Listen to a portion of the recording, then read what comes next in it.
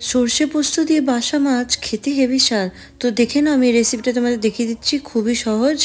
এখানে আমি নিয়েছি 500 গ্রাম বাসা মাছ, যেটাতে আমি নুন হলুদ আগে থেকে মাখিয়ে নিয়েছিলাম। এই রেসিপি একবার দেখলে তোমরা বানিয়ে নিতে পারবে।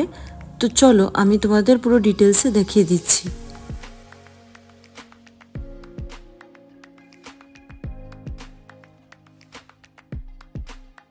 এখানে তেল গরম হয়ে গেছে, এবার আমি মাছগুলোকে এক এক করে ছেড়ে দেব।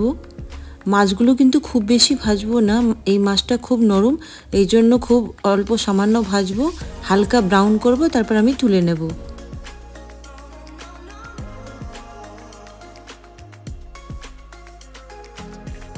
আর এখানে মাছের মধ্যে কি কি লাগছে, 1 চামচ কালো জিরে আর 6টা লঙ্কা, আমি এখানে 6টা লঙ্কা চিড়ে রেখেছি।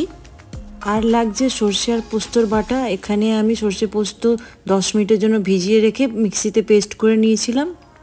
তেলটা গরমই আছে, এবার তেলের মধ্যে আমি এই কালো জিরে আর কাঁচা লঙ্কাগুলো দিয়ে দেব।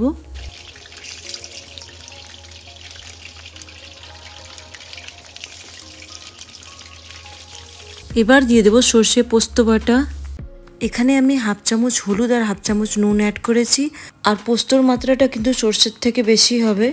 দিয়ে দিলাম এর মধ্যে সামান্য একটু তেল, আর দিয়ে দিলাম এবার লঙ্কা। বন্ধুরা, তোমাদের কোনো রকম ইনকোয়ারি থাকলে আমায় কমেন্ট করে জিজ্ঞেস করতে পারো। মশলাগুলোর কাঁচা গন্ধটা কাটার পর ব্যাপারটা যখন এরম আসবে তখন বুঝবে যে মশলা ভাজা হয়ে গেছে। এবার আমি জলটা অ্যাড করে দিচ্ছি এর মধ্যে। এবার ঢেকে দিলাম, ঝোলটা ফুটে উঠলেই তবে আমি মাছগুলোকে অ্যাড করে দেব। এই যে তোমরা দেখতে পাচ্ছ ঝোলটা ফুটে উঠেছে, এবার আমি মাছগুলোকে এক এক করে অ্যাড করে দেবো এর মধ্যে।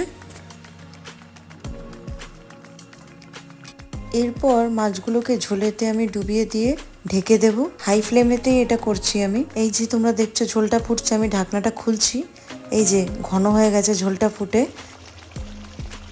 এবার আমি গ্যাসটা বন্ধ করে দিলাম, আমার রান্না ডান। তাহলে বন্ধুরা, তোমরা এই সর্ষে পোস্ত দিয়ে এই রেসিপিটা একবার নিশ্চয়ই ট্রাই করো, খুব দারুণ হবে। আমাকে জানিও কেমন লাগলো বানিয়ে।